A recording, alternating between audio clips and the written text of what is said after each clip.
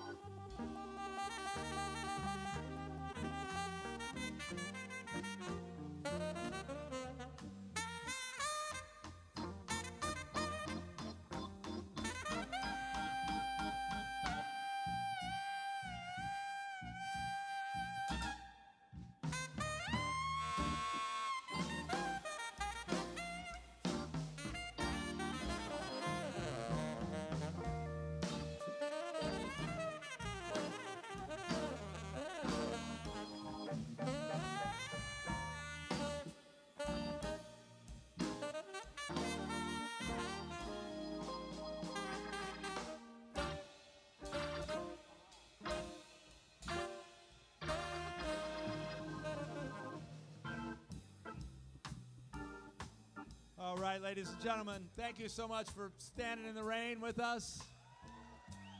It's the group voted band that we'd most like to listen to in the rain by readers of Willamette Week and the Oregonian and the Northwest Examiner, mind you, Portland Tribune.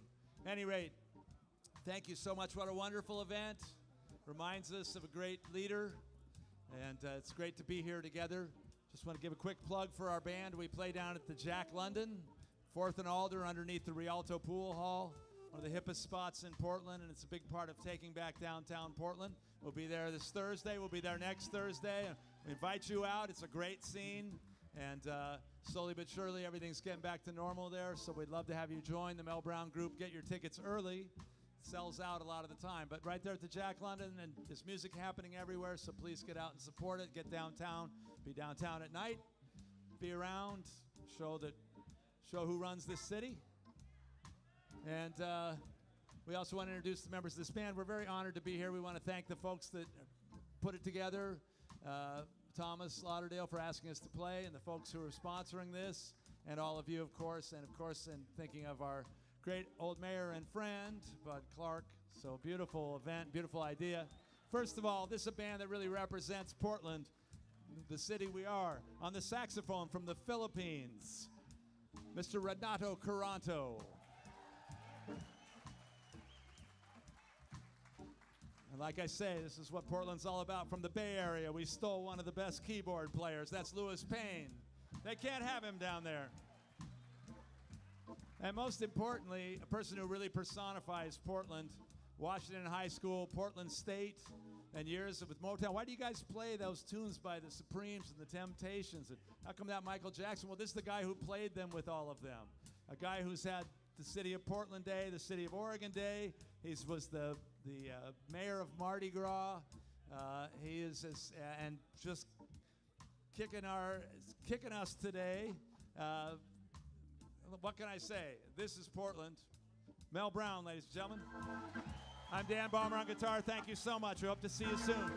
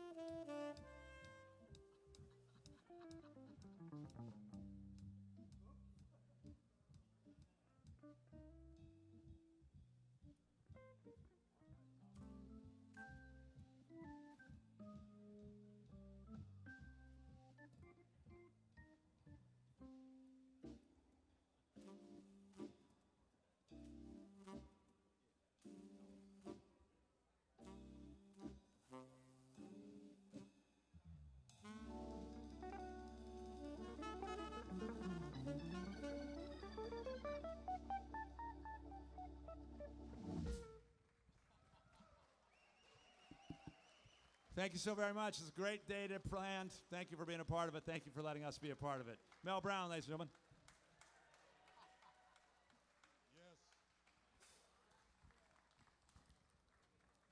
Yes, give it up for Mel Brown, Renato Caranto on sax, Dan Balmer on guitar, and Louis Payne on the B3 organ. Quintessential Portland. My name is Ken Boddy, and thank you. And I'll be your MC for today. We're going to get our program started in about 5 minutes here as we get all set up to honor Bud Clark. I was actually a City Hall reporter at Channel 12 when Mayor Clark was elected, and boy, was that a surprise to a lot of people in this town.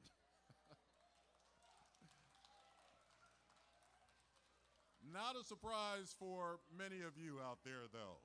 He was known as the people's mayor, and he was known as that for a really great reason because he was from the people and of the people. I just want to read something as we get set up back here. That's something that Mr. Clark had to say. He said the people of Portland are its greatest treasure. Portland's greatness is in the livability of its neighborhoods. It is the people who make sure that Portland is clean, safe, and prosperous. Our city is a jewel on the banks of the Willamette River and the cultural and trading hub of the Columbia Basin. If people hold fast to these priorities, family, business, and community, and if we are steadfast in preserving the quality of our environment, then Portland will remain one of the best places on earth to live, generation to generation, to raise a new generation, and to carry on our traditions. J.E. Bud Clark.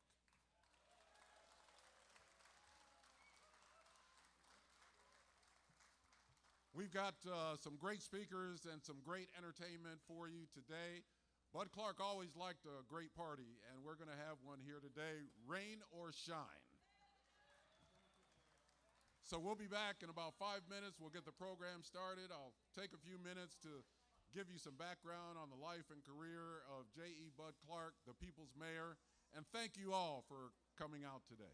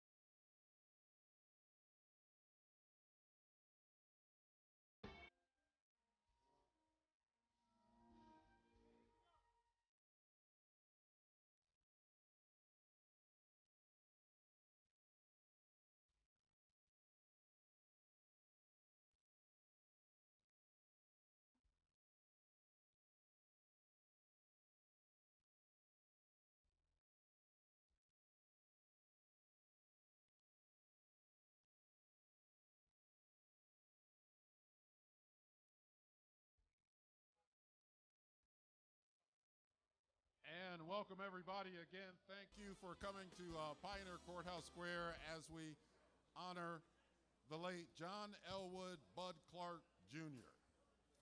I'm Ken Body with Channel 6 Television, and I'd like to start this off by just telling you about Bud Clark's life. John Elwood Bud Clark Jr. He was born in Nampa, Idaho on December 19, 1931. He liked to say he was conceived in La Grande, and that made him a native Oregonian. His parents divorced when he was just 2. When he was 6, Bud and his mother Mildred moved to Portland, where she worked as a stenographer. He went to Fruit and Flower Daycare, Cooch Grade School, Glencoe Middle School, and Lincoln High School, where he was one of only 3 male cheerleaders. Bud was known as the Yell King. He was really good at rallying the crowd. He was president of his sophomore class and assistant treasurer of the student body. Someone would suggest a dance, and Bud would go out and he'd rent the band. He'd reserve the Pythian Hall. He just went out and got things done, and that lasted for all of his life. Bud went to Vanport College, now PSU, for a year before enlisting in the U.S. Marine Corps. He volunteered 3 times for combat in Korea, but remained stationed at Camp Pendleton. With tuition paid for by the GI Bill, Bud entered Reed College as a psychology major. He took a job driving a hearse for a mortuary company, and he also worked as a ship chandler, calling in ships. Now, this required him to actually leave class, drive out to St. John's to call in a ship, and then come back and return to class. He eventually lost interest in psychology, although he seemed to practice it very well in politics. His grades did drop at the time, and he withdrew from Reed.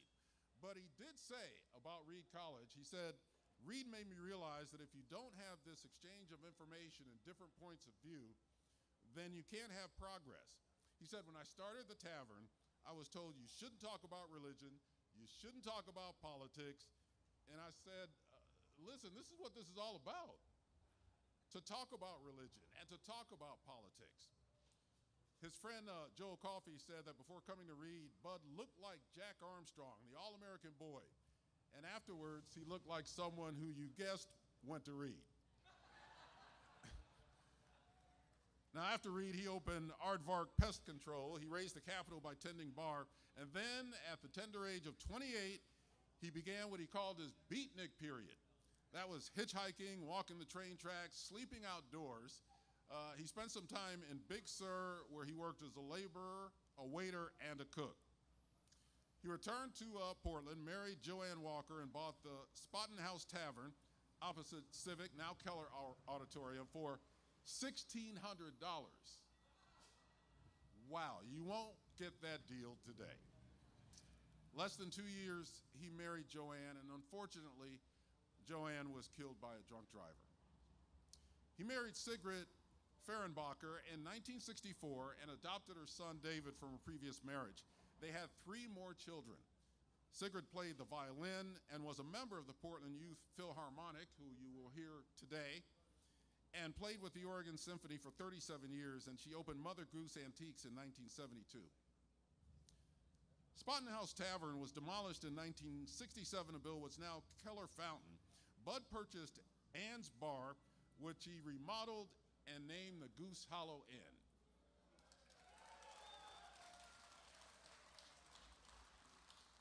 Yeah, I take it a few of you have spent some time at the Goose.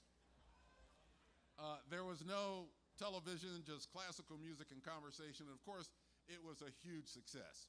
At one point, it was said that the Goose Hollow Inn sold more Budweiser per square foot than any bar in America. Okay, now 1978, you all remember this. Bud was photographed from behind with bare calves and an open raincoat, appearing to flash a bronze sculpture, which I won't dare to try to pronounce because it's Norwegian for female nude. It was on the Portland Mall. I think it's still there. It's around here somewhere. It was intended to be part of a venereal disease campaign for high schoolers. It was called Zap the Clap. That was the name of the campaign. But a new caption for Mike Ryerson's photo took off like wildfire. The Expose Yourself to Art poster sold nearly 500,000 copies. It continues to sell to this day. He may have looked like a flasher from behind, but head on, Bud looked more like Santa Claus. Silver whiskers surrounding a face featuring a mustache with upturned ends, suspenders with his corduroy pants or lederhosen, and he habitually wore a signature red boutonniere rose. The 14-karat twinkle in his blue eyes gave him the spirit of Saint Nick. And before we get off the Expose Yourself to Art poster, I did interview Bud Clark about that poster, and he assured me he was wearing pants. Bud was active in community associations and neighborhood projects, neighborhood associations. He founded the Neighbor Community newspaper. He delivered Meals on Wheels. He served on the boards of Planned Parenthood, the Waterway Advisory Committee, and the United Way's Policy Development Committee. He was active in 2 neighborhood associations, the Northwest District Association and the Goose Hollow Foothills League. Now, if you look around, you will see people with big white goose hats on their head, like right there, and they're from the Goose Hollow Neighborhood Association, so give them a round of applause.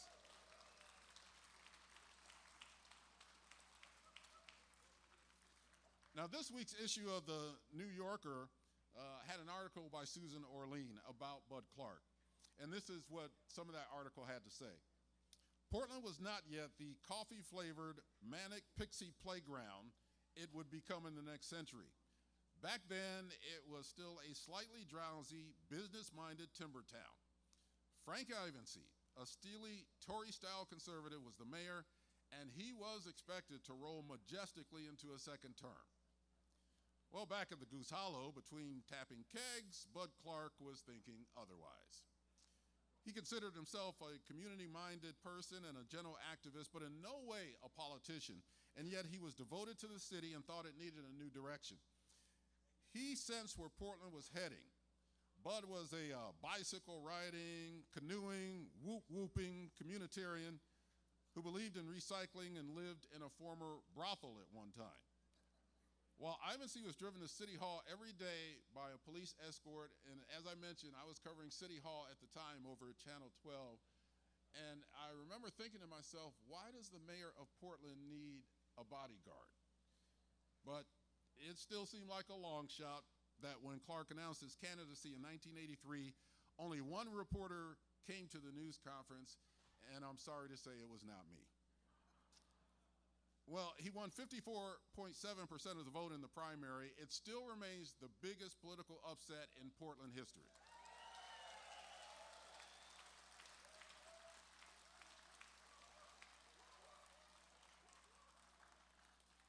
Now, his victory was such a surprise that even Johnny Carson invited him to be on the Tonight Show, where he was asked to demonstrate his whoop whoop. Can I get a whoop whoop? All right, very good. When he took office, the economy was in a recession. I remember that well. People were leaving Oregon to find work. And as mayor, he convinced business people, local governments, and metro area voters that an $85 million investment in an Oregon Convention Center was both doable and necessary. He wanted friendlier police, a friendlier city hall, a financially stable city government, and to advance Portland as a Pacific Rim trade center. Now, in his 2 terms, the city built the Oregon Convention Center, developed a nationally recognized plan coordinating 65 social service agencies to assist Portland's homeless population. He extended the downtown transit mall, shifted towards community policing, and negotiated the purchase of the historic Union Station and 32 acres of developable land around it. Well, after taking office, facing a budget shortfall, Bud left office with substantial city reserves.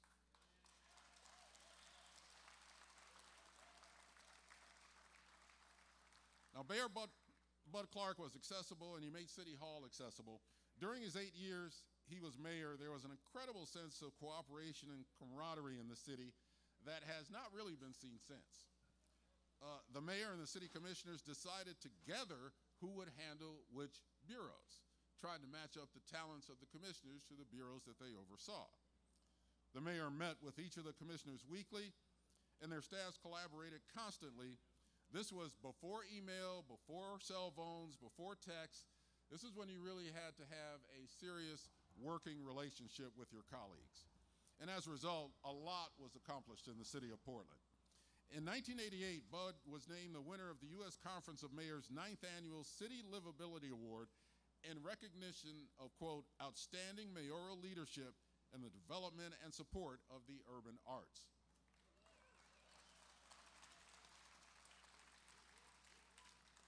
Now, his role model was Cincinnatus, the farmer who left his plow to lead Rome and then returned to his fields.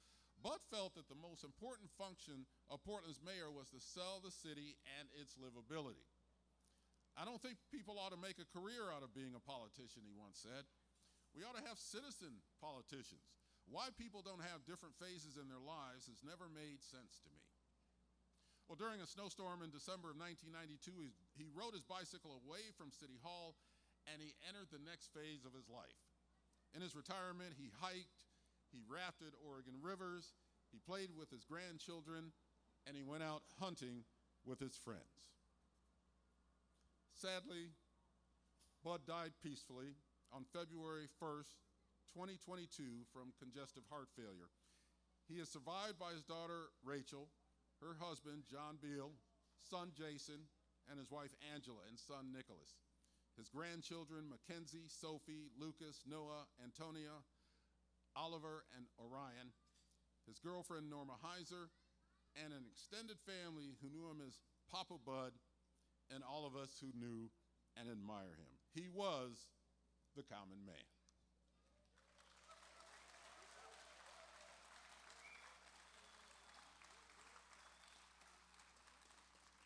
So as we celebrate the life and career of former Portland Mayor J.E. Bud Clark Jr., let's bring up the Portland Youth Philharmonic, joined by members of the PSU Orchestra under the direction of Pat Vanderhey.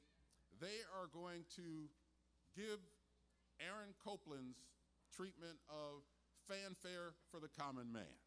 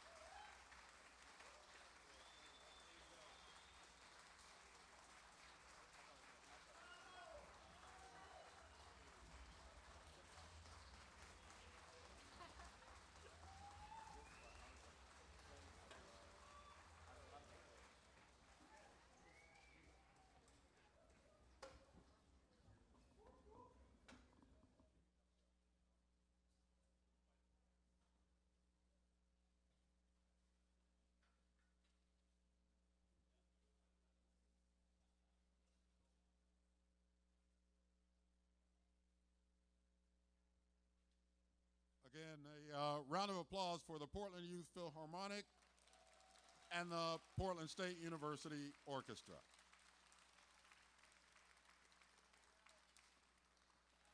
We have a number of speakers who will be coming up today and talking about their experience with Bud Clark and how Mayor Clark transformed this city, and how we hope to, at some point, get the spirit and the joy of being a Portlander to return to this city as well.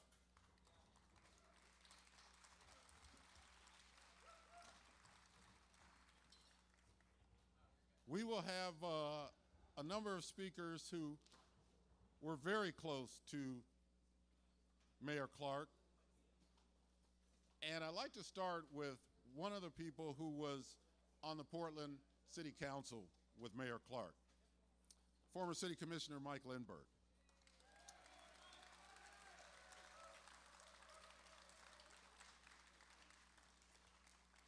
Commissioner Lindbergh served on Portland City Council for 17 years. He was there when Bud was elected and is well versed in the changes that Mayor Bud Clark brought to the city of Portland. Please welcome former Portland City Commissioner Mike Lindbergh. Thanks a lot. Appreciate that very much, Ken. 38 years ago today, Bud Clark was elected mayor of Portland. For many Portlanders, a dark cloud had just passed. And with the sun of a new day, they felt their ideas, their hopes, and their dreams would be listened to by a new leader at City Hall. In fact, the day after the election, Bud pulled his canoe on the Willamette River, and photos of him appeared on the front page of the New York Times and papers across the nation. And as Ken said, the city went from a mayor in a dark suit and tie who was chauffeured to work to a person who biked to work in whatever clothes were comfortable that day. And he didn't just bike to work, he stopped along the way and chatted with every person that wanted to talk. Bud's stealth campaign, carried out in neighborhood parades, taverns, homes, conveyed the message that he was serious, an ex-Marine who believed in personal duty and civic commitment. He showed up, in fact, at the dedication of Pioneer Square, I'll never forget that day, in a white suit with a tray of roses, giving each potential voter a rose. Bud's roots were here. His ancestors came to the valley in 1852, and he liked to say that he had the mud of the Columbia and Willamette rivers between his toes. In addition to his small business financial acumen, Bud brought much needed levity and joy to the city. Dress as You Please Day was declared, and people marched to this very spot in Pioneer Square in every sort of garment imaginable. The mayor's ball not only paid off his campaign debt and was of immeasurable help to nonprofits, it had the largest number of bands in the history of the United States to ever play in one venue. Yay for the mayor's ball. Bud realized that it was very important, the relationship between the city of Portland and rural Oregon, so he got very involved in the Oregon Mayors Association. In fact, he got to know the mayor of Hermiston as an example, and he wanted to show how the connections were between Hermiston and Portland. So the mayor of Hermiston once a year brought a whole load of watermelons over here, which were given away for free to Portland citizens. And we also started a watermelon seed spitting contest. The first year of that, I talked to Bud and said, well, let's just stop by and we can do it. And he was a little unhappy because I spit the seed 22 feet to his 21 feet. But, you know, as Bud, excited about the experience of being mayor, took lots of photos of people he met. And at times it would be amazing. You'd see him taking photos of people taking photos of him, and then there'd be the media taking photos of everybody taking photos of each other. The other thing that happened, Ken had talked about how he wanted to put Portland on the map nationally and internationally. I think the experience of Yale King at Lincoln High School did help him. He always wanted to broadcast the attributes of Portland wherever he went. And one way he did that was to join the U.S. Conference of Mayors. And at first, when he went to the meetings, which are mainly big city mayors, he raised a lot of eyebrows because he, in his typical fashion, would come in clad in lederhosen, shouting whoop whoop whenever he got the chance. But by the time he left that organization, he was throwing the unprecedented going away party, the largest the U.S. Conference of Mayors had ever given. He'd won these big city mayors over with his work ethic, creativity. The one thing I had wanted to mention about bringing joy and levity to City Hall that I almost skipped was Bud did want to meet with every other commissioner once a week. So when he I arrived at 10 o'clock on a Monday, and that would be my routine from that point on. The very first meeting, he said, well, do you want a beer? And I kind of thought, boy, this is going to be a change. But, well, what the hell? Yes, I'll have a beer. So by 11 o'clock, we'd had a couple beers. We'd accomplished a lot of business. And, of course, as life works, within about 3 or 4 weeks, the Oregonian had written an article about it. The beer and the keg and everything disappeared. Bud's core beliefs were reflected in his style of governing. When he took office, he issued a proclamation that said he wanted Portland to be a place where all citizens believed that they were part of one big This is one of those times where you kind of get the pages a little mixed up, but I'll just say that I was looking at the way he governed, and I was thinking of two stories that came to mind. I call it governing by random encounters. One was he was driving an area of Portland in his car one weekend, and he came to a place where police officers were there, several police cars, and the road was shut down. And of course, he was the mayor, and they said, hi, Mayor. And he said, well, what's going on here? And they said, well, just a little bit down the road, there's about 100 motorcycle riders who have gathered. We think it's going to be big trouble. We've ordered a number of additional patrol units to come here. He said, oh, hell. He said, that's Schmitty's wake. I'm on my way driving there right now. Call off the troops. On another occasion, as the story told in the Northwest Examiner recently, Bud was in Northwest Portland and came across an 8-year-old boy who had set up a lemonade stand. Bud noticed that no one was buying anything, so he hopped off his bike, offered to show him how it should be done, and soon Bud had helped launch his new business by yelling at passersby to buy lemonade. Bud led without ego. He said the city is like a huge living organism, and the mayor is just one cell. When asked how he wanted his time as mayor to be remembered, he said, we lived in harmony on the city council and as a community. Portland is a better place because of Bud Clark. Thank you.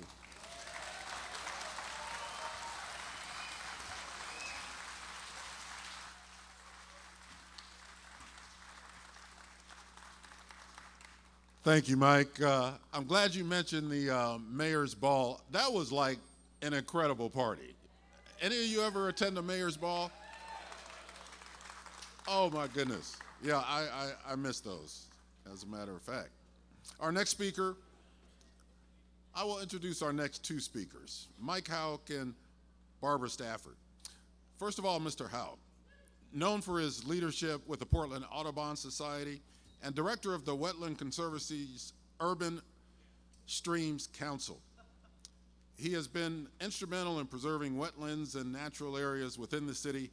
He's dealt with nearly every government agency in Portland, including City Hall, of course. And then Barbara Stafford, a legend in the Portland art world, through her work with the PDX Contemporary Art Gallery and her work as an author, a writer, a curator, and speaker. Please welcome Mike Houck and Barbara Stafford.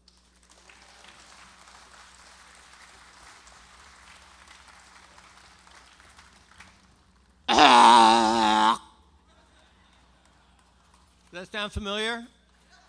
That was Bud's favorite bird, the great blue heron. In 1986, I attended a conference of the Western Association of State Fish and Wildlife Managers at which Bud gave the welcoming remarks as mayor. And I can guarantee you that they were all hoping Bud would probably wax poetic about the great duck hunting he and John Forster had out in Scappoose Bottoms with their duck blind. The fact of the matter is he waxed poetic about the great blue heron, about when he would pole down the Willamette River, and he talked really passionately about seeing the great blue heron flying across the Portland skyline. Well, I wasn't about to let that pass by. So I grabbed him literally by the arm outside the Hilton. Bud, you seem to really love great blue herons. We need a city bird. And what do you think he said? Whoop, whoop. Told me to go to talk to Mike Lindbergh, who was then Commissioner of Parks, who then sent me to Ethan Seltzer to sit down, and we wrote a proclamation that the mayor would read in a few weeks. A proclamation to some people may sound a little silly, but the fact of the matter is it was incredibly consequential in that every year beyond that, we would sit down with the Commissioner of Parks, with Jim Shalin, who worked for Portland Parks, who wound up penning the proclamation with us every year, and we would talk about what the city had done to ensure that herons will continue to share the environment with us, and what we were going to do, we being the city, Parks, BES, and other bureaus, to make sure the herons would be sharing the city at 100 years in the future. And in fact, during Bud's watch, in addition to that, some of the concrete issues, not concrete, some of the specific issues that came about was during his watch and with Mike Lindbergh as Commissioner of Parks, Oaks Bottom Wildlife Refuge, which was slated to be a motocross course at one point in the Ivancy era, was officially designated as Portland's first official urban wildlife refuge. Whoop, whoop. At a time when some people had mixed feelings about Metro, the city of Portland, under Bud's leadership, and again, Mike Lindbergh and his staff at Portland Parks, collaborated with Metro to create the Regional Green Spaces program, which now enabled Metro and local park providers to add over 18,000 acres of natural areas to the public land base. That was under Bud's watch and Mike's watch.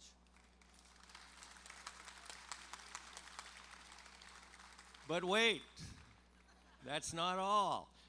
I mean, that's great from a bureaucratic and a policy perspective, but there's actually an incredibly, literally poetic moment that came about.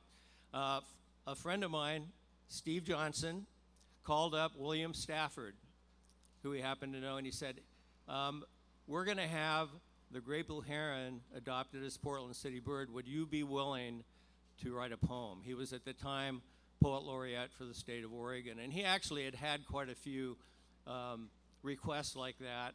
This one he took to heart, both because I think he loved Bud and the great blue heron. So William Stafford, according to Kim, when I talked to Kim not too long ago, in a hotel room in Washington, D.C., they were back. William Stafford was also an advisor to the national poet. I can't remember. He wasn't Poet Laureate of the nation, I don't think. Remember? Yes, Poet Laureate of the U.S. as well. He was lying on his back on the bed with a pen or pencil in hand and a piece of paper, and Kim asked him what he was doing. He was writing the poem, Spirit of Place. And I am so happy that Barbara Stafford is here to read it, because literally I've read it every year for 30 plus years before City Council at each proclamation, and I cannot help but tear up. So I'm glad I'm not doing it, and Barbara Stafford is. Barbara.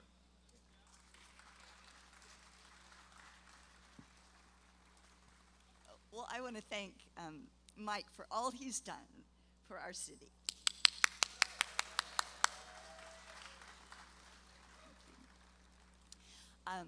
I was lucky to go canoeing with Bud on the Lower Columbia. We all were paddling canoes, but Bud, of course, was poling in his lederhosen and in his slippers. And we were kind of going around between the islands, and being tidal, we got into a little bit of trouble. Not trouble, but there was a lot of mud. And at one point, Bud was over there. What was he doing? And we saw him, he was out of the canoe, and this pertains to this poem, because there he was looking down and standing on one foot, and one of his slippers had gotten stuck in the mud. So that leads me to this poem. Spirit of place, great blue heron. Out of their loneliness for each other, two reeds, or maybe two shadows, lurch forward and become suddenly a life lifted from the dawn to the rain. It is the wilderness come back again, a lagoon with our city reflected in its eye. We live by faith in such presences. It is a test for us, that thin but real undulating figure that promises, if you keep the faith, I will exist at the edge where your vision joins the sunlight and the rain, heads in the light, feet that go down in the mud where the truth is.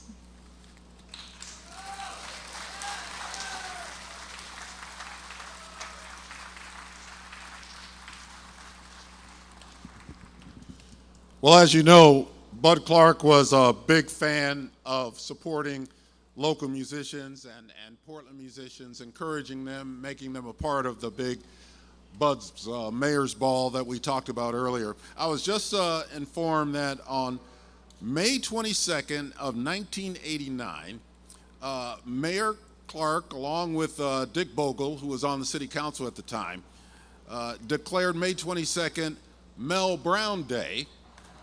Mel Brown, the drummer and the group that you heard that started all of this off. So it's not quite May 22nd yet, but Mel, happy Mel Brown Day.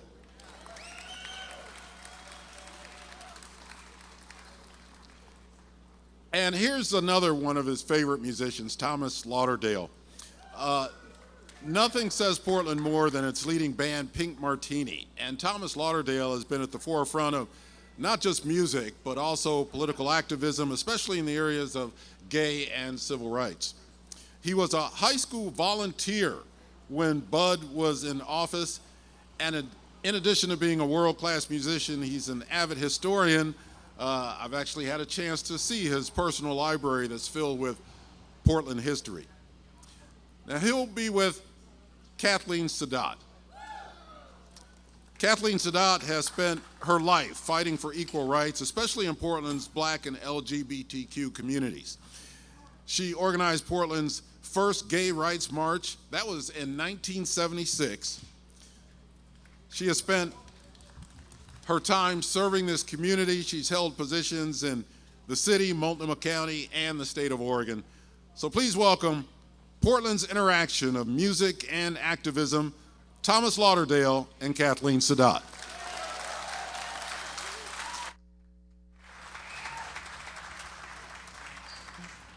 Hello, damp, soggy people.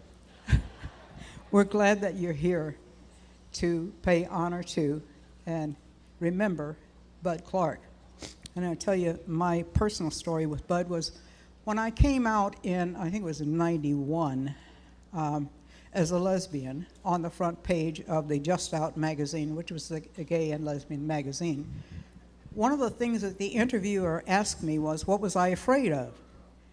And I said, I was afraid no one would hug me. In the next couple of days, I was downtown in City Hall, and I heard somebody yell, and he never got my name right, "Hey, Catherine!" And I turned around, it was Bud Clark. And he yelled, "I'll hug you." And then he came where I was and gave me this huge hug.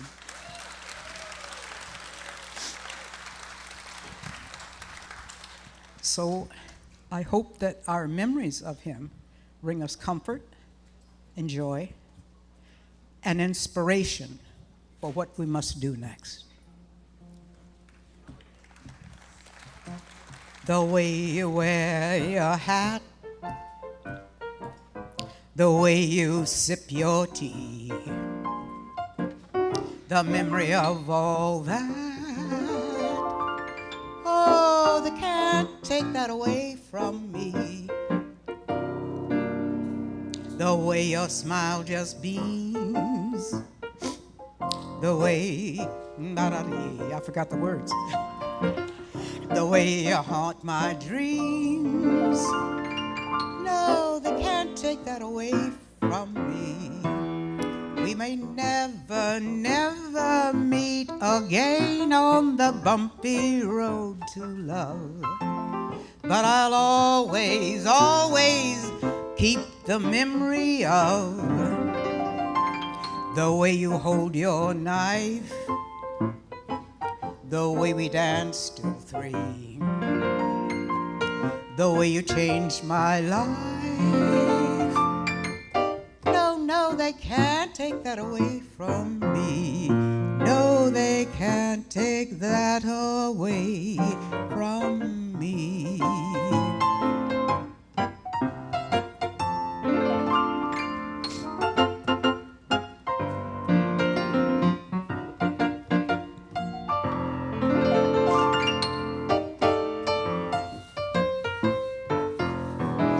We may never, never meet again on the bumpy road to love. I don't know what's happening to my voice.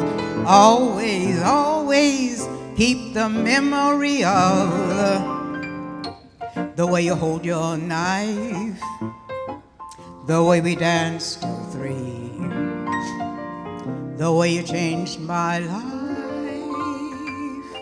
No, no, they can't take that away from me.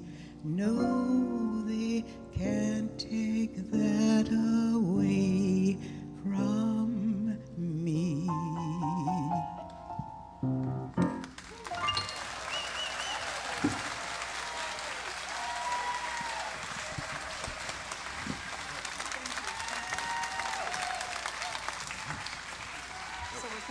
Yeah, we'll come back. Kathleen Sadat.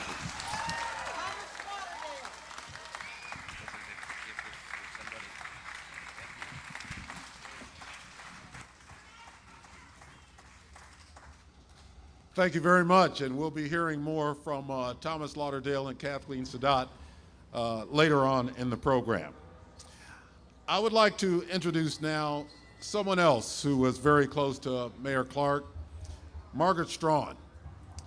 Margaret served on the City Council from 1979 to 1996. She was the first woman elected to City Council.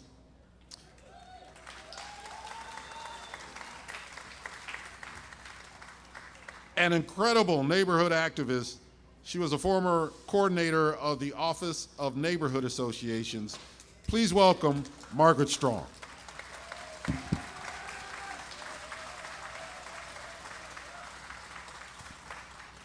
Thanks, Ken. I just got a raise, I guess. I was never coordinator of all the neighborhood associations. But I tried. I met Bud, when I first came to Portland from Montana, one of the places you had to go first thing was the Goose. And I was utterly astounded at the different kinds and wondrous number of people that came through. And on Friday nights, you couldn't get in and you couldn't get out if you did get in. So I was in awe of Bud. Life went on, and I became the coordinator of Neighborhoods West Northwest, NWDA, Goose Hollow, a whole range of neighborhoods. Bud served on those 2 boards. And it was really, I was really pleased to get the job in the first place. I had been trying to get a job in Portland for a while, and I was from Montana, and what does this dumb hick off the farm in Montana know about anything? So I was delighted to get this job. One of the first things we did was, or after I came to work there, was that there was a big event to have an art show. And we were going to have music, and I was responsible to get the speakers. And in those days, speakers were big speakers. And I finally found some I could borrow and showed up with them. And the event went off just fine, and we took the speakers and put them by the door so we could pick them up and take them back. And when I came to get the speakers, they were gone. They'd been stolen. And I thought, oh my God, I've had this job a week, and I'm gonna lose it. And I didn't have anything to do with losing the speakers. So I went to the board the next day, and I thought, this is it. And I told the story of the speakers disappearing, and I was sure my head was going to fall off, and Bud just said, well, that's nothing. I'll come by in the morning and we'll get you some more speakers and you can take them back. That's the story of Bud Clark. He doesn't ever see a problem, didn't ever see a problem, whether it was personal or citywide, that he wasn't ready to take on, and take on with that same attitude. Hell, I can do that. So I worked in the neighborhood office for a number of years, and Bud used to come by on his bike, usually with Nick behind him, and come in and check things out. Then he decided that we really needed any group of people that wanted to have a say needed their own newspaper. And so he began working on the neighbor, getting the neighbor. And it wasn't taking off as well as it should. So the picture that was taken, whatever the thing about the, expose yourself to art picture, was printed on the front page of the paper, and it was a contest to see what the title was going to be for it, to get some interest in the paper and interest in the neighborhood. And that was how it ended up being Expose Yourself to Art. Mike Ryerson and Bud got that copyrighted, and the money from that supported the neighbor newspaper for all years. And as far as I know, it would be still if the neighbor was still around or Mike was still around, but that was Bud's ingenuity and his generosity. His fix-it, that's just who he was. I really wanted Bud to run for office. I really, really did not like serving with Frank Ivancy. And it sort of was serving, at least in Frank's head, that you served Frank. And I've never really been good at serving anybody.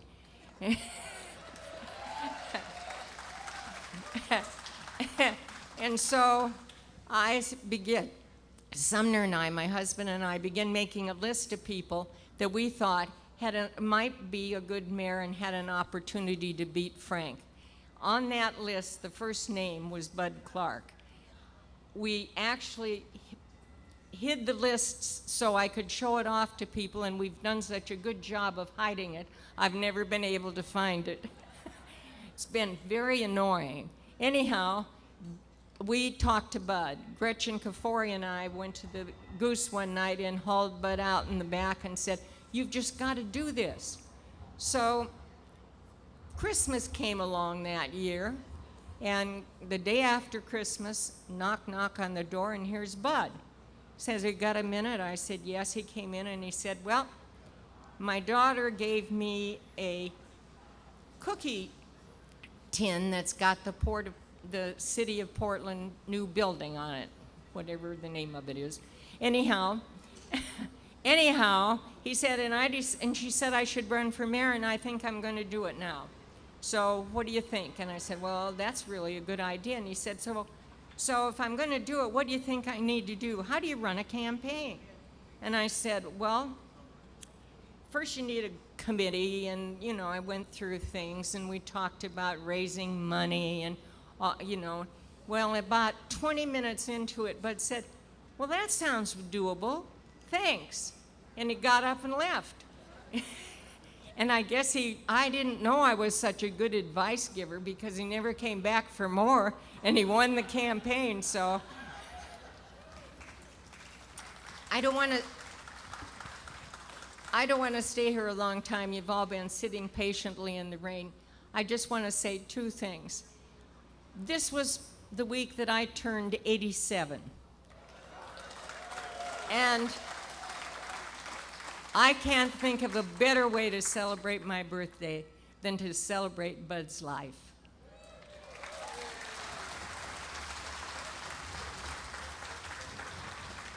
And secondly, I'm really glad I had to sit in the rain, because I've been living in Montana and there's not this much rain in Montana in a whole year. So I'm hoping to take it back. And if you've all have good thoughts about some of the rain moving to Montana, please do it. So now I just have one more thing to say, and that's whoop, whoop.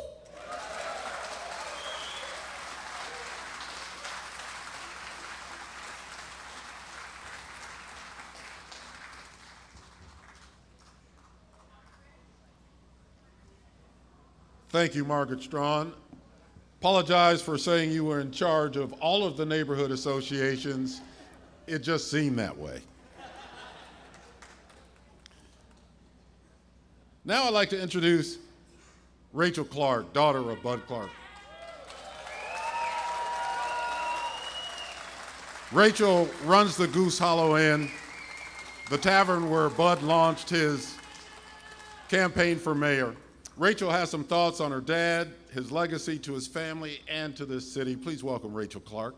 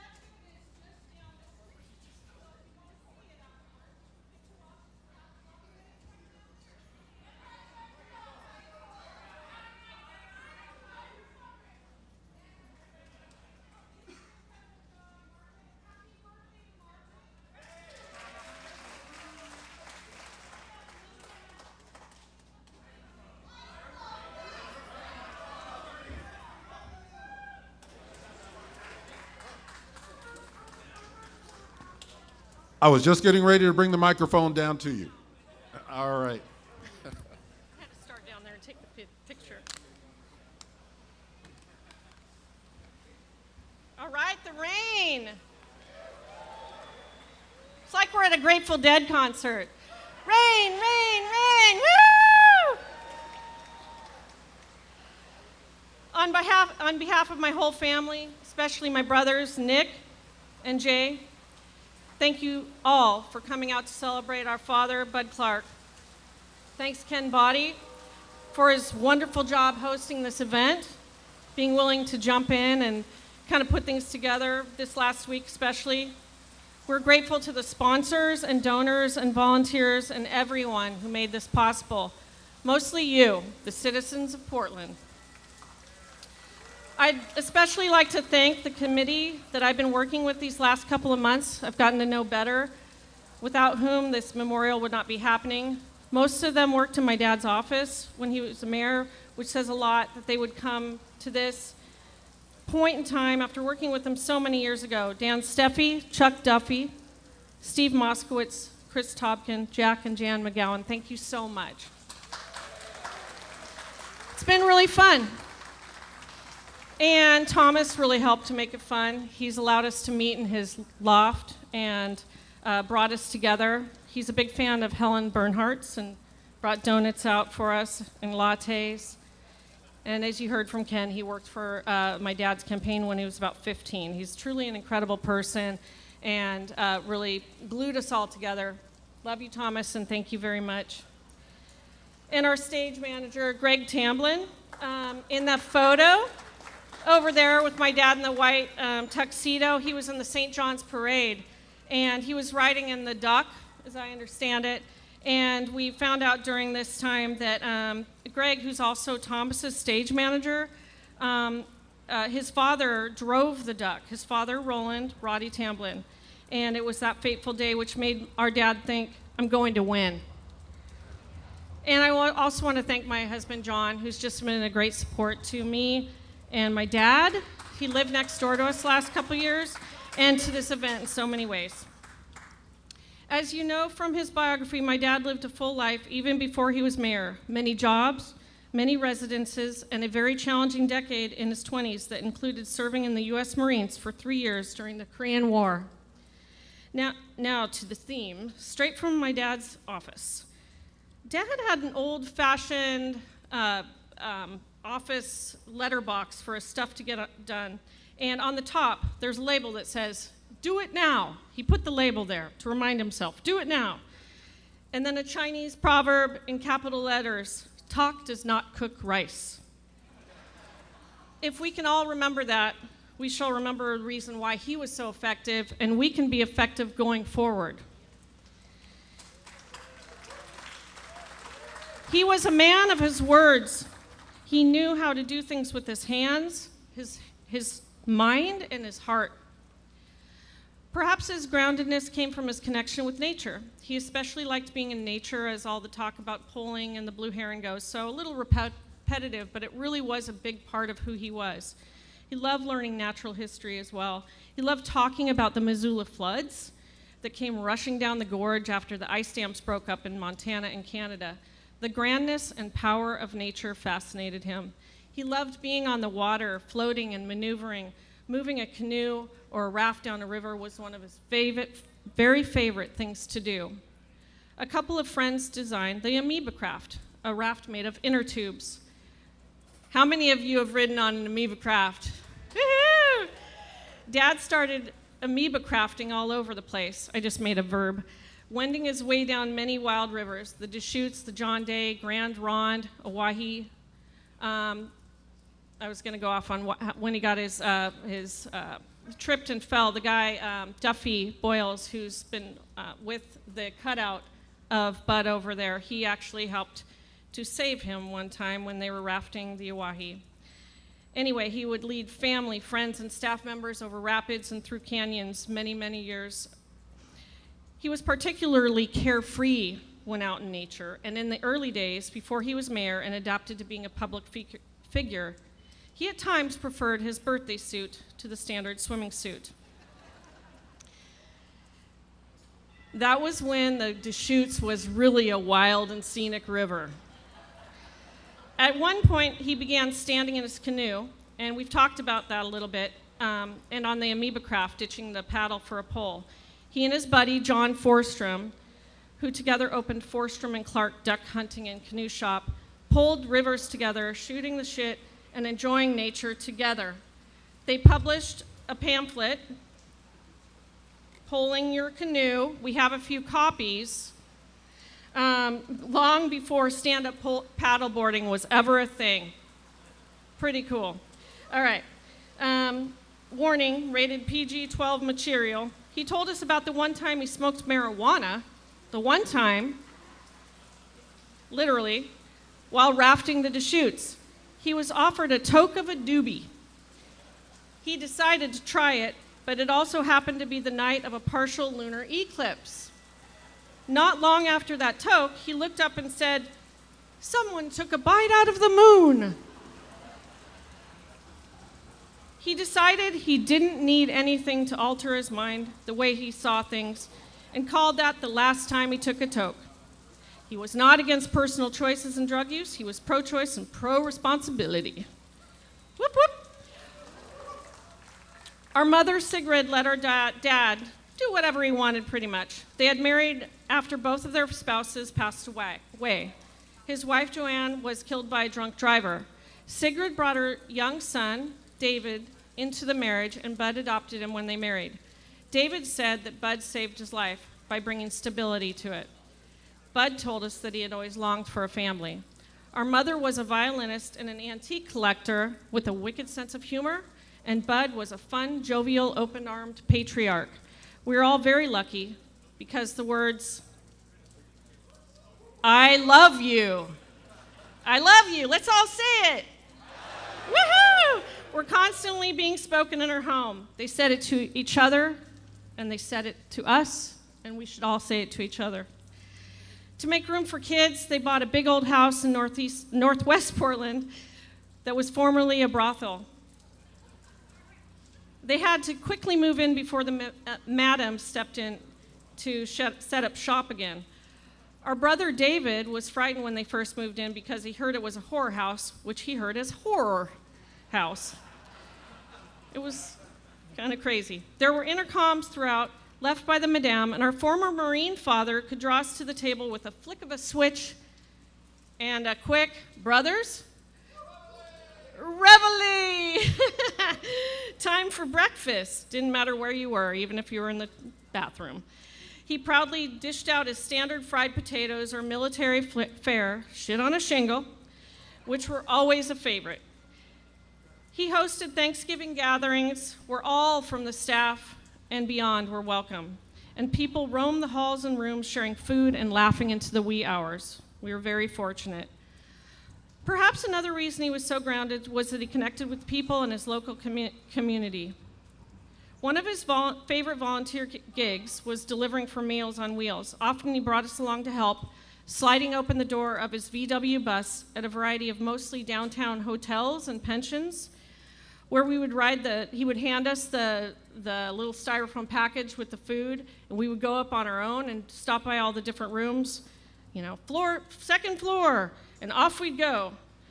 He wasn't too worried about who we'd meet along the way. I think he thought it was healthy that we did that, and clearly we were part of the roots of his learning to delegate early on. Bridging the gaps between family, community, and business was one of the major themes of my dad's life. On being a tavern owner, he said, "I was always trying to dignify taverns. They had a bad name." And he talked about how his mom used to go to taverns and kind of thought it was a class thing, but he really felt like it should be okay because that was a place where people would come together and share a pint, a word. He looked to his tavern as being a place to create community. No need for added entertainment. Humans alone would do. A good game of chess and a lively discussion were the pillars of his kind of tavern. After he and Mom bought Ann's Tavern and renamed it Goose Hollow Inn after the long dormant name of the area, and it was also the name of a men's boarding house. That's where he took it from, that closed in 1948.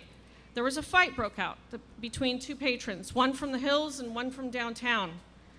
And it was then that he wrote his mission statement, dedicated to quality draft, fine food, pleasant music, and stimulating company. We are also dedicated to extremes of opinion, in hopes that a livable marriage will result.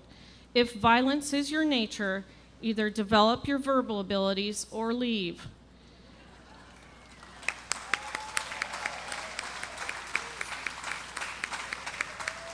One of the best mission statements of all time. If violence is your nature, develop your verbal abilities. The Goose sold the most Budweiser per square foot. Ken mentioned that. For a while, and then our mom built a deck and blew that record off. But it was a place he prided himself on. He prided himself on pouring a beer the right way, making sure it has a good head on it. Many of our staff members here today have been schooled after Bud caught them doing otherwise. But what an honor to say that Bud taught you to pour your beer correctly. Those of you who work at the Goose now, or if you ever did, and Bud showed you how to pour a beer, I count you as family and feel so much gratitude. Raise your hands. Woo! Love you guys so much.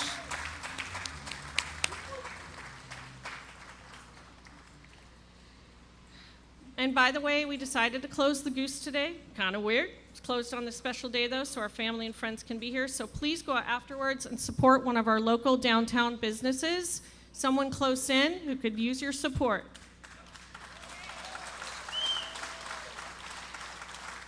Bud kept busy. He kept really busy in his retirement from public office. And Ken, you did a great job summarizing all that, and so I don't need to go into it. So I'm going to talk a little bit about closer towards the end. If anyone ever asked him to run again, which they did often, he'd say, "It's your turn." He started to favor electric bikes, which he cared more for than new cars. Although he did kind of talk about a Tesla those last couple years. John really wanted to get him in a Tesla, but he had a Go cycle instead. After losing our mom suddenly in 2000, he was reintroduced to Norma Heiser. I think she's streaming right now. We're thinking of you, Norma. We love you very much. She's a friend from his high school days, and she would be his best girl until the day he passed. They loved road tripping, and one of their last ones was last fall. Norma wanted to go find some rocks for her rock garden at her house, so they drove up the gorge and found a nice spot and found some cool rocks. Proud Papa Bud loves spending time with his grandchildren. Raise your hands, grandchildren. All of you. Y'all. All of you. Everybody. And he loved camping. He made it out to the Deschutes for one last camping trip last year, toasting his skin to that handsome brown glow that he got even at the age of 89. He got to drive up through the gorge one last time on his own in his Subaru, through that gorge that he found so majestic and awesome. And I'm so glad that I got to spend those.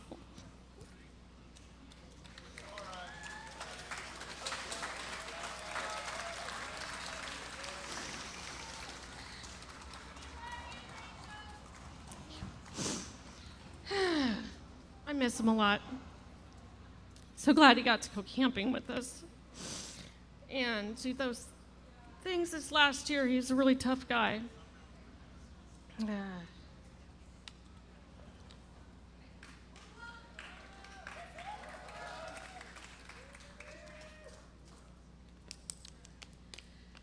Oh, 1938. I imagine little Buddy, my dad, growing up as a latchkey kid in the 1940s in Portland. That's not why I'm crying, though. He did great. There was nothing wrong with it. He's awesome. His mom was awesome. She loved him. Rolling in the bed out of the closet, walking home from school on his own. I imagine all the jobs he held and the challenges, but Citizen Bud, with all that he went through early on, movement, challenges, became mayor of Portland, the city that his single mother faced alone with him in 1938. What a human. I am grateful to be able to call him Dad. And the whole family loved that Dad could live next door to us in his final year. I'm grateful to my brothers and my husband that we could take care of him and be with him. He planted daffodil bulbs, getting down on his hands and knees in the front yard when he was 88. He rode his bike and he cooked himself Cornish game hens and potatoes. He even made us all a big meal of that one time, all on his own. He basked in the fading light of autumn, and he smiled as the world turned. He looked at the birds passing by his windows, which he loved, just as he loved the great blue heron, all the little birds outside his window, and the people. In the days before he turned 90 this December, he became pretty tired. It took a lot for him to move around the house and breathe freely. It was sort of a very gentle decline, but he really crushed it. He celebrated his 19th birthday at the Goose this year. We had just enough freedom, we'd reopen the Goose, and he declared that morning of December 19th, "The universe gave me snow for my birthday." He just rolled with it that way. He carried on into 2022 with grace and strength. He had a will to be strong, even the day before he died. I was like, "Dad, you could always do your E-sizes in bed." I come back a few minutes later, and he's doing his arm circles, sitting up in bed, doing his arm circles, the day before he passed. Talk does not cook rice or help you get out of bed. On February 1, I went into his room for his morning wake-up call, planning on giving him his usual little back rub, and to hear his and "Good morning, beautiful daughter." On that day, he was awake. Sorry. On that day, he was awake, lying down on his bed. He was fully dressed from head to toe, wearing his tan overalls, a nice plaid flannel button-up, hearing aids, glasses, even his shoes were on. He could barely get up the day before, so I was kind of amazed and amused. "Where are you going?" I asked him. "I don't know," he said. "You even put on shoes," I said. "These ones are easy to slip on." The last time I looked at his open eyes, he was looking at a photo that he kept on his wall of a ship, and he just kind of was looking at that, still appearing ready to face the day. There was something different, though, and when I turned around, he'd gone back to sleep.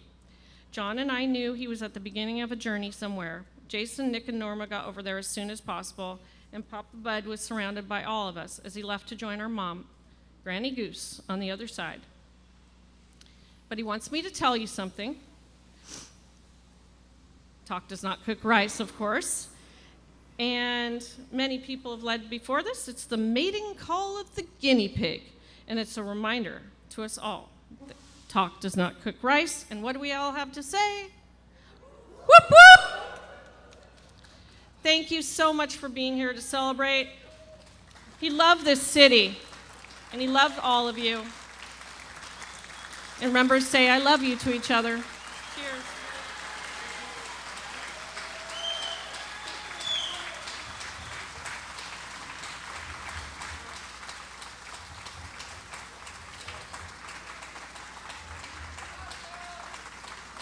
Thank you.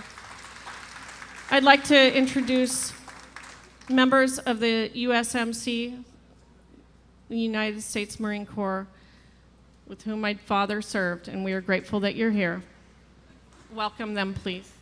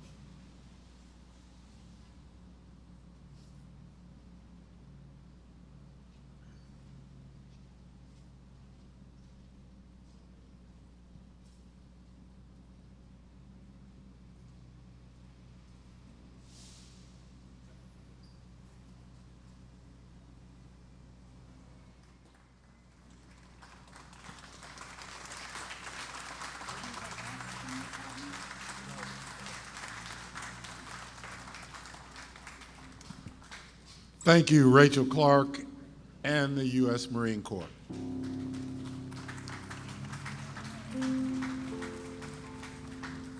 That was an appropriate moment for us to get just a little touch of sunshine, wasn't it?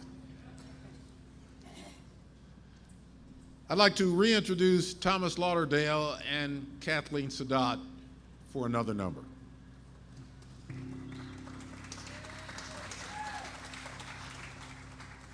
Hi, this is Mike Live. Okay. Hoping that we will take away from this day, again, inspiration for what it is we need to do to hold on to our city, to our values, to our hopes for tomorrow, our dreams. And I think we would be encouraged to think of that in terms of what Bud Clark has done for us, but also to think about what we can do for ourselves given what he did for himself. In addition, excuse me, I think we need to make sure that we take care of one another, that we are willing to show that caring over and over and over again, no matter how uncomfortable it might seem sometimes. That discomfort zone is where you learn something about yourself. Sweetheart, the night is growing old. Sweetheart, my love is still untold. A kiss that is never tasted, forever and ever is wasted. For all we know, we may never meet again. Things come and go like the ripples on a stream. We won't say goodnight until the last minute. I'll hold out my hand and my heart will be in it.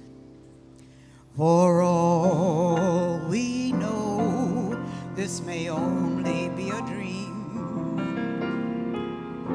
We come and go like the ripples on a stream. So love me tonight, tomorrow may never come. Tomorrow was made for some, for all we know.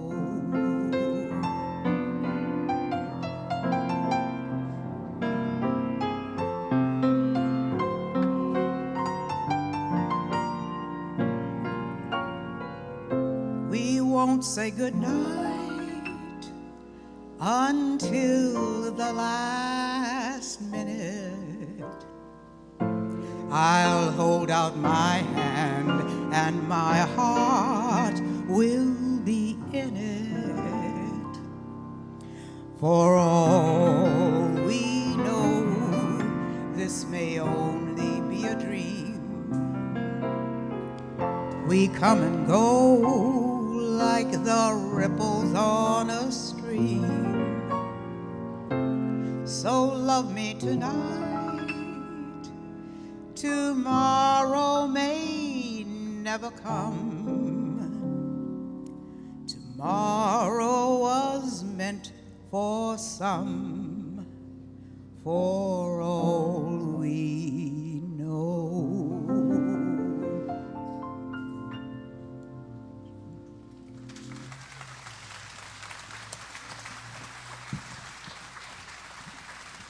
Kathleen Sadat.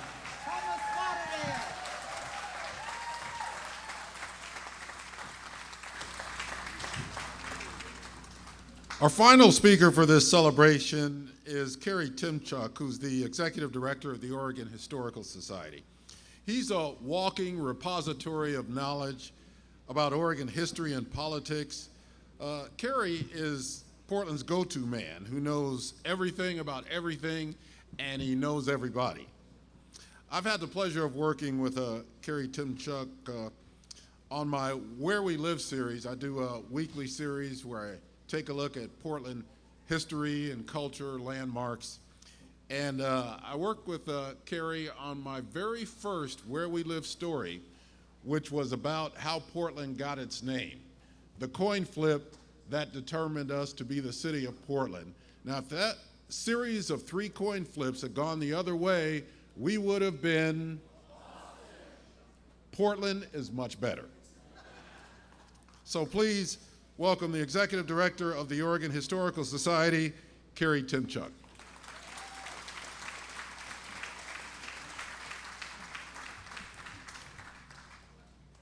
Heroes are not giant statues framed against a red sky, said Tom McCall. Rather, they are individuals who say, this is my community, and it's my responsibility to make it better. Although he would never claim the title for himself, always insisting he was just fulfilling the duty of any good citizen, Rachel, I believe history will reflect the fact that Bud Clark was a hero. Because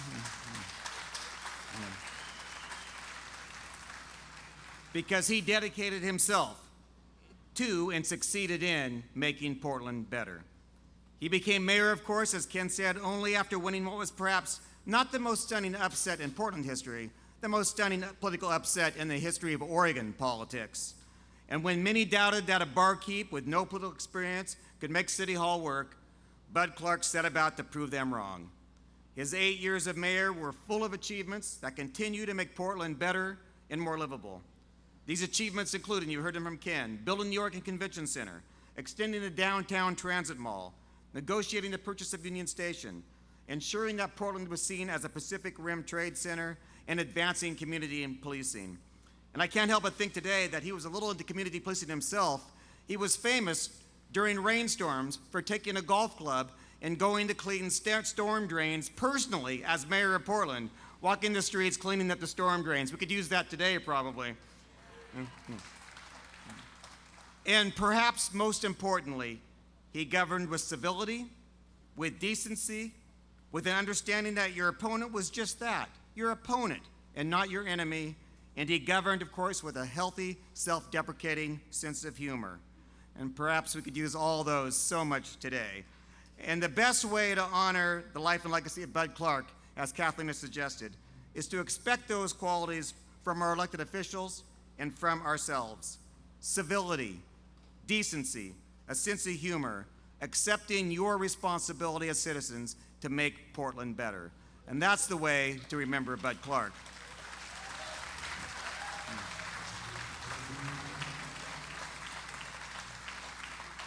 Now, Thomas Lauderdale and I have some exciting news to share with you.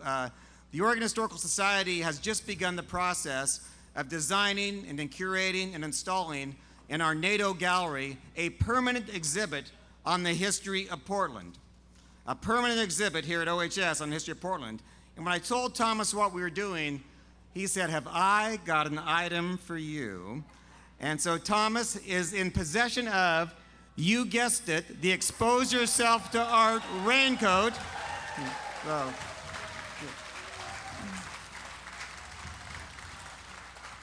Thomas owns that, and he has made the generous offer. He is going to donate this coat to the Oregon Historical Society, where it'll be permanently on display in the permanent Portland exhibit. What could be more iconic for the city of Portland? So a round of applause for Thomas Lauderdale and his generosity.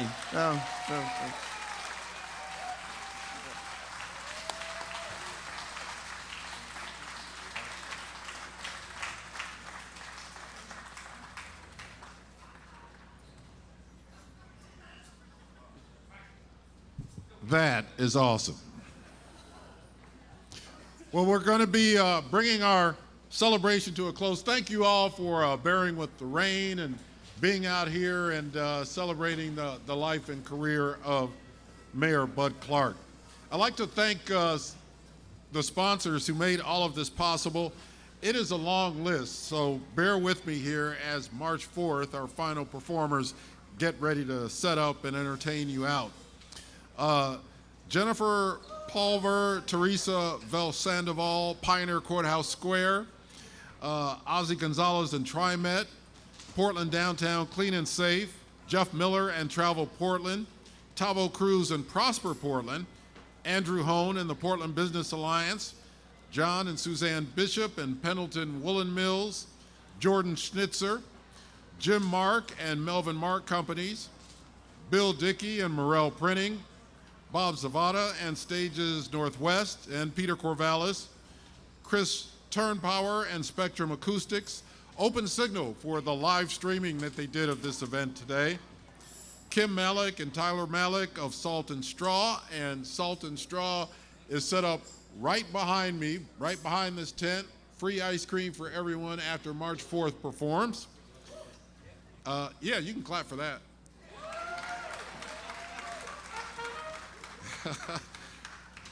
Maddie Carlson and Sarah Iannarone, the Solve for the cleanup that happened before this event today.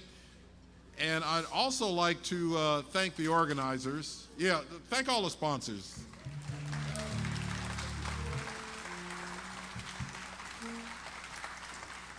And also the organizers who I worked with.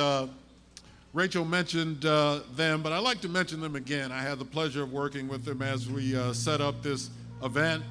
Chris Topkin, Dan Steffi, Thomas Lauderdale, Chuck Duffy, Steve Moskowitz, Greg Tamlin, Jack McGowan, Jan McGowan, Rachel Clark, of course, Win Wakila, John Bell, and Mike Hauk. Please give all the organizers of this event a round of applause. And again, thank you for inviting me. As we mentioned, Bud Clark always loved a good party, and we'd like to end this celebration with a group that parties all the time. March 4th is a musical spectacle, and I can't think of a better way to salute Bud Clark than to have this Portland band perform. Thank you all for being here. Ladies and gentlemen, March 4th.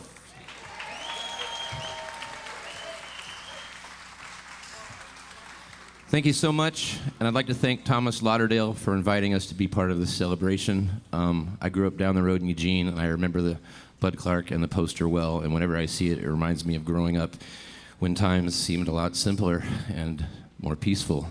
So this is the first song we're going to play. It's one of our compositions called Endless Highway, and it's for Bud Clark.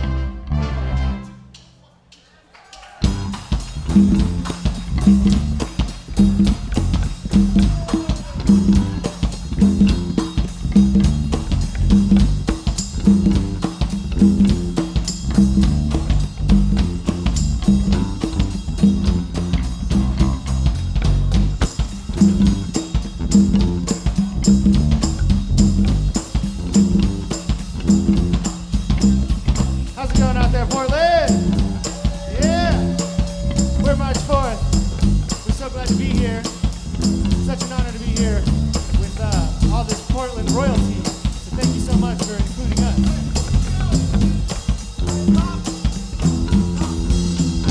I got feet down, roots down, y'all can't catch me now. I got muses on the line, y'all can't catch me now. I got roads in front of me, y'all can't catch me now. I got a brassy melody, y'all can't catch me now. I'm making my own, I'm making my own time. I'm making my own thing. I'm making my own time. I got bad and gold shoes, y'all can't catch me now. And I'm always chasing fire, y'all can't catch me now. I got road in front of me, y'all can't catch me now. And I got big dreams about sick things, y'all can't catch me now. I'm making my own way, making my own time. I'm making my own thing. I'm making my own time.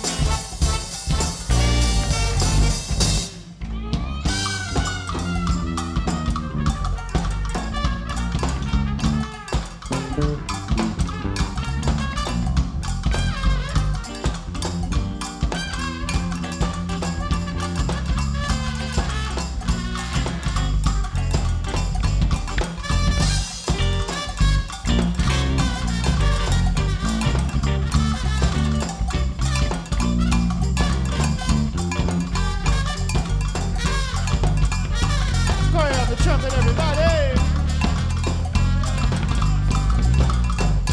Got a big, wide, open heart. Y'all can't catch me now.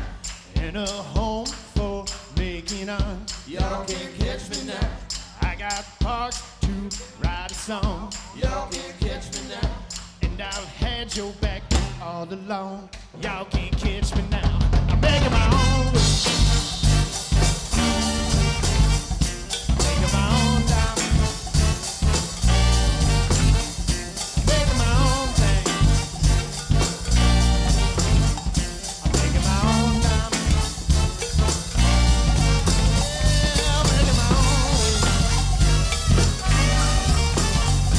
Making my own time. Making my own thing.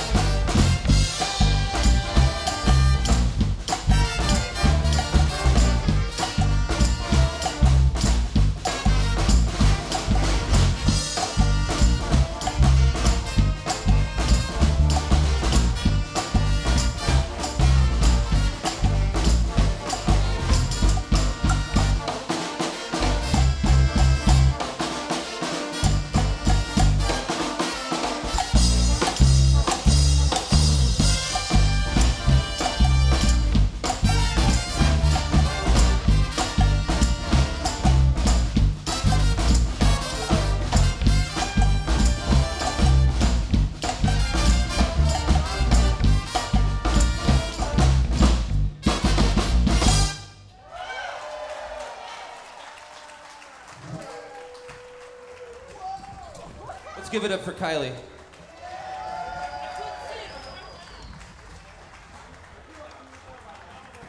Thank you so much. We have 3 more songs, and the last one we put a little special something together, so I hope you stick around. And I hope it stays clear.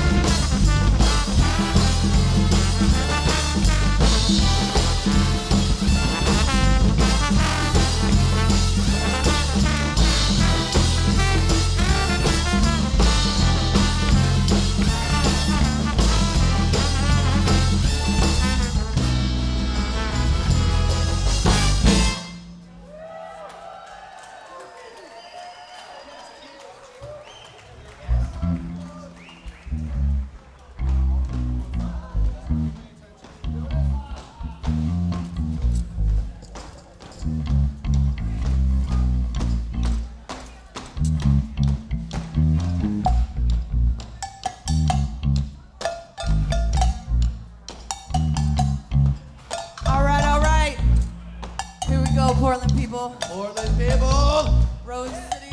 Rose. Bud lovers. Bud. There we go. You got 2 hands. I want you to do one thing. Just put them together. Come on. Just clap your hands. Put your hands together. Come on.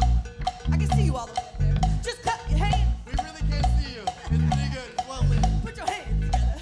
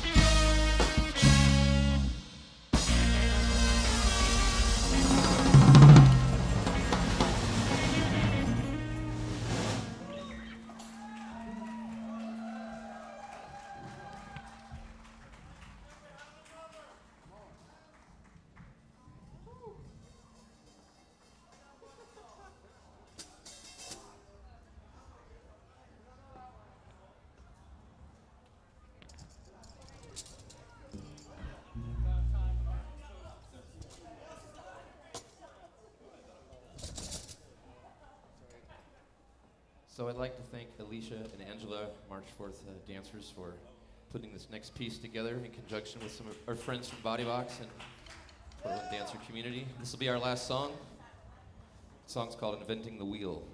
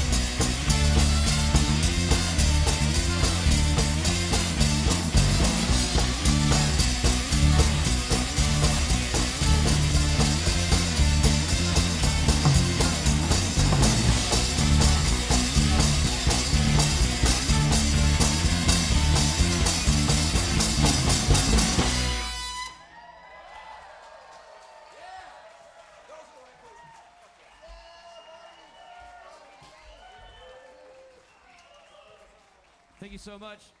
See you next time.